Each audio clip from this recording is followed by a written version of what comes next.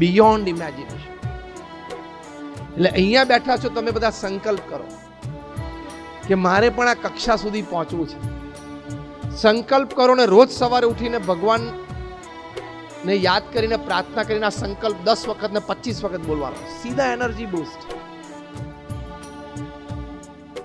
આપણા પ્રધાનમંત્રી શ્રી નરેન્દ્રભાઈ મોદી નાના હતા ત્યારથી રોજ સવારે ઉઠીને આકાશ જોવે અને તારાઓ જોવે. અહીં બેઠેલા કદાચ 90% તો સવારના આકાશના તારા જોયા જ નહીં હોય. સવારે સૂર્યોદય પહેલા આકાશમાં તારા હોય એ તમને ખબર છે?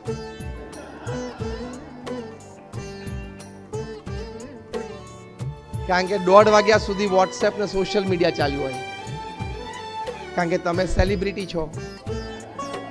તમારું ઇન્સ્ટાગ્રામ ઉપર 2.5 મિલિયન ફોલોઅર્સ છે. તમે ટ્વીટ કરો એ લાખો લોકો વાંચે છે. તમે એવા મોટા સેલિબ્રિટી છો કે તમારે રાત્રે 1:30 વાગ્યા સુધી ઓનલાઈન રહેવું જ પડે. મરી જઈશ.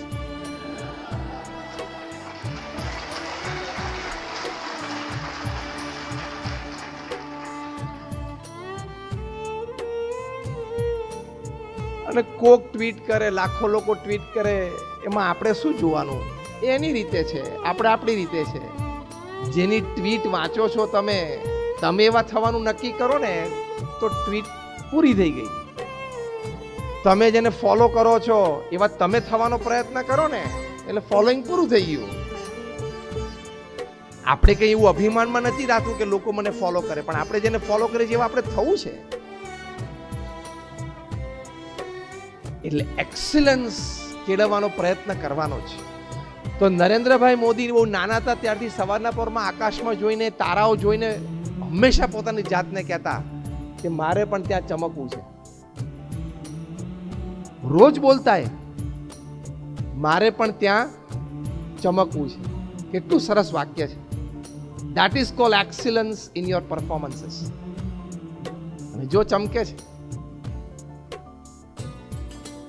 તો એવા શુભ સંકલ્પ સાથે ઇંગ્લેન્ડમાં બિગ બેન ટાવરના ગાર્ડન્સમાં એક સ્વીપર હતા. રવિવારે બપોરે એના નાના બાળકને પણ એમ થયું, 10 વર્ષનો હતો, કે ચલો પપ્પા સાથે હું પણ જાઉં. એ ત્યાં ગયો અને એના ફાધર વાળતા હતા ગાર્ડન. વિન્ટર ટાઈમ હતો એટલે બપોર 11-12 વાગ્યા પછી થોડુંક પેલું તેજ અથવા તો થોડુંક ગરમી શરૂ થાય પછી વાળી શકે. એટલે એમને ત્યાં વાળતા હતા ત્યારે પેલા નાના બાળક ત્યાં બેઠો હતો. એને બિગ બેન ટાવરમાં 12 વાગ્યા એટલે ડંકા શરૂ થયા. પહેલો ડંકો વાગ્યો ને એને સાહજિક સ્ફૂર્ણા થઈ. એનું નામ વેલિંગ્ટન હતું. એને એવું બોલ્યા સાહજિક કે Wellington will become the mayor of London. બીજી વાર બેંગ વાગ્યો ને Wellington will become the mayor of London. એમ 12 વખત ડંકા વાગ્યા અને 12 વખત એ નાનો બાળક બોલ્યો કે Wellington will become the mayor of London. And really at the age of 22, Wellington became the mayor of London. એક સંકલ્પ લઈને ચાલો, રોજ રોજ ઘૂંટો તો તમને હ્યુમન માઇન્ડની એક કેપેસિટી, એક natural gift to all human minds explore થશે કે if you decide something and repeat in your mind every day that I want to do this, I want to achieve this, તો કુદરતે એવી system ગોઠવી છે કે એ સંબંધી ઘણા વિચારો, એ સંબંધી ઘણી બધી એનર્જીઝ તમારી એમને બહાર આવશે. પણ સંકલ્પ નહીં હોય ને રોજ એ સંકલ્પ મનમાં ગૂંચશો નહીં ને તો ઘણી બધી લેટન્ટ આઈડિયાઝ અને એનર્જીઝ અને ટેલેન્ટ્સ એ અંદર ને અંદર ધરબાયેલી રહેશે, બહાર આવશે જ નહીં.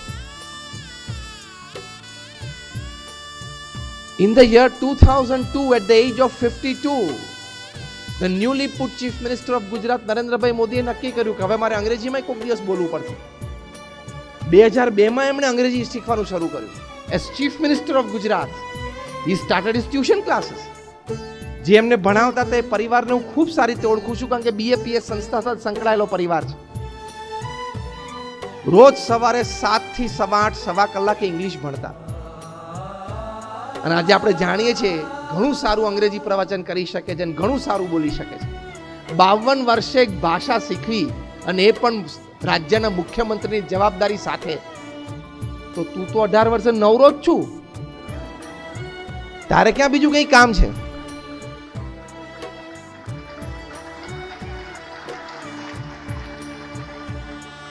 Can't you excel?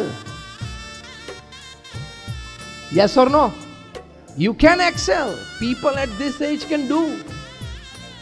તમને આશ્ચર્ય થશે, મારી પાસે ટાઈમ્સ ઓફ ઇન્ડિયાનું કટિંગ પણ છે, લગભગ 8-10 મહિના પહેલાની ઘટના છે.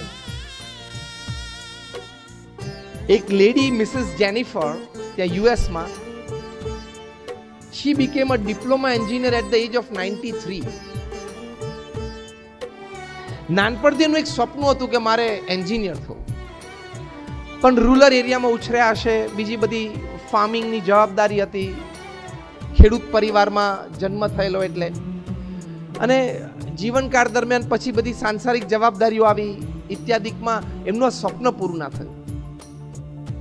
પણ એમના મનમાં હતું, she joined at the age of 90 as an external student. She became diploma engineer at the age of 93. Unfortunately, convocation day ના બીજા જ દિવસે એમનું હાર્ટ એટેકથી મૃત્યુ થયું. પણ એમનું એક સ્વપ્ન 93 વર્ષે પણ પૂરું કર્યું. ત્યારે તું હજી એનાથી અડધાનો અડધો છું ઉંમરમાં. હા, અડધાના અડધો છું. You can do. એટલે એક્સિલન્સ ઇન એક્ઝામ્સ માટે આ 3 મુદ્દા મેં તમને સમજાવ્યા. પહેલો મુદ્દો એ સમજાવ્યો કે પ્રચંડ પુરુષાર્થ, 10-12 કલાક ભણવામાંથી કોઈ દિવસ નિરાશ ના થતા, આળસતા, તો તમારું ફ્યુચર ઇઝ વેરી બ્રાઇટ. બીજો મુદ્દો મેં તમને સમજાવ્યો કે અભિગમ હંમેશા રાખજો કે this is a very serious part of my life, અને સારી રીતે ભણજો. અને ત્રીજી વાત આ કરી, સંકલ્પ દ્રઢ રાખજો. એ સંકલ્પ રોજ ઘૂંટજો. I want to do it, I can do it, I will do it, રોજ કહેવાનું. થઈ શકે તો આવી રીતે you can have excellence in your academics and excellence in your exams. અને એક્ઝામ્સના પરફોર્મન્સ માટે ખૂબ ઘણી બધી વાતો છે, પણ ટૂંકમાં એક નાની વાત એટલી કરવાની કે success and failure are part of it. તમારે તો સારું સ્કોર કરવું હતું, પણ તમે જે વાંચવામાં અને પ્રિપેરેશનમાં ઓપ્શનમાં છોડ્યું ને એ જ પૂછી ગયું, એટલે પ્રોબ્લેમ.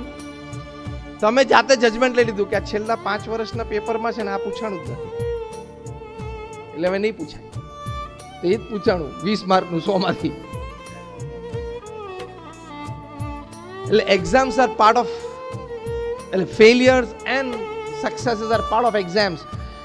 તો એકાદ એક્ઝામ પેપર અથવા તો એકાદ એક્ઝામ ડલ ગઈ, ઓછી ગઈ તો હતાશ ના થવું, નિરાશ ના થવું. જીવનના છેલ્લા શ્વાસ સુધી સક્સેસ એન્ડ ફેલિયર્સ કમ ઓલ્ટરનેટિવલી. આખા પ્રવચનમાં તમને બીજી કોઈ વાત યાદ ના રહે તો આ એક વાત યાદ રાખજો કે success and failures will alternatively again come in your life. આવશે જ. લડી લેવાનું, હિંમત રાખવાની, સવાર ઉઠીને ચાલવા માંડવાનું, થશે. With hope, with aspirations, with all the strength and all the resources that you have, keep moving. એ જ તો જીવન છે. That is how now is the bridge from exams to excellence. Exams to excellence એટલે શું? Chapter 1 is excellence in your exams, and exams to excellence એટલે by your exams, by your qualifications, by your academic achievements, by your experiences, you live an excellent professional life, you live an excellent personal life, you live an excellent family life, you live an excellent social life. That is your exam to excellence. Am I right? એ પછી next course શરૂ થાય. એટલે તમે સારી રીતે exams આપીને સારી રીતે ઉત્તીર્ણ થયા અને સારા કોર્સીસ તમે કર્યા અને સારી રીતે તમારી પાસે ડિગ્રીઝ હોય. જો IIM અમદાવાદમાંથી જે લોકો MBA થાય છે, પ્રીમિયર ઇન્સ્ટિટ્યૂટ છે. અત્યારે IIM નું rating is ahead of Harvard, ahead of Stanford, Yale, Carnegie Mellon, Keelong, આ બધા કરતા આગળ છે. is the number 1 B school of the world. IIM Ahmedabad. સીધા 70 લાખ 80 લાખ 1 કરોડના પગાર ઉપર છોકરાઓ બેસે છે. 22 વર્ષનો છોકરો હોય દુબઈમાં 1 કરોડના પગાર ઉપર બેસવાનું ફ્યુચર કેવા લોકોને મળે, કેવા કામ કરે, કેવા પ્રોજેક્ટ્સ એના હાથમાં આવે.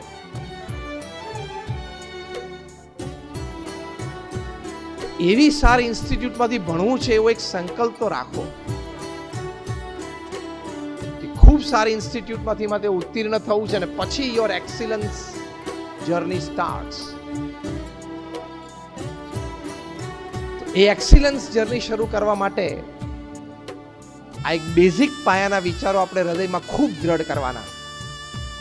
Because you can always grow from વેરેવર you are. તમે અહીંયા બેઠા છો, કોકને 45%, કોકને 50%, કોકને 70, 80 ને 90% પણ હશે. પણ વેરેવર you are today, tomorrow you can improve. Do you believe this? વેરેવર you are today, one step ahead, tomorrow you definitely can improve. Move one step ahead.